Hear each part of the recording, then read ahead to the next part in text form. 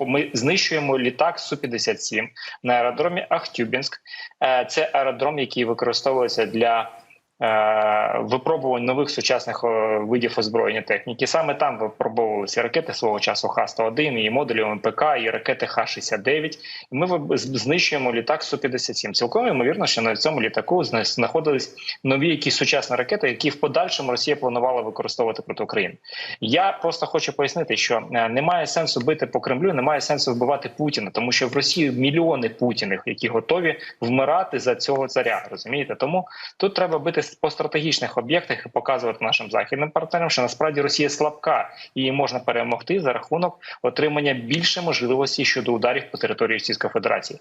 Тому що, в принципі, якщо ми кажемо про удари, комбіновані удари з застосуванням ракет Storm Shadow, Атакамс по таким аеродромам, як Більбек, Судак, тобто ми кажемо про те, що ми суттєво ударили по таких містах. Більбек, перепрошую, Судака ще не було, мабуть, сьогодні вночі буде. От.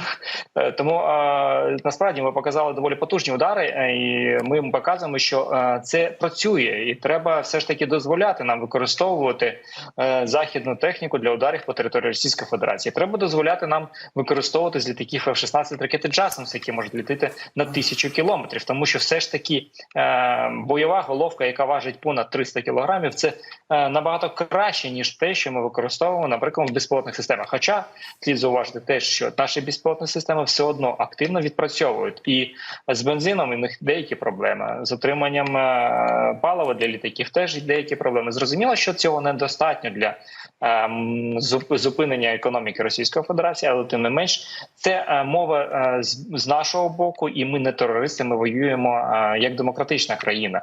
І от саме складне, що треба зрозуміти, що ми намагаємося перемогти терориста, ми намагаємося отримати розмову, ми маємо розмову з нашою західними партнерами, які демократичні погляди мають, і зрозуміти, що ми постійно підіймаємо питання людяності щодо відношення до нас. Ну як так можна ударити по Ахмадиту, як можна так бити по лікарнях, як так можна було робити таке, що вони робили в Бучі.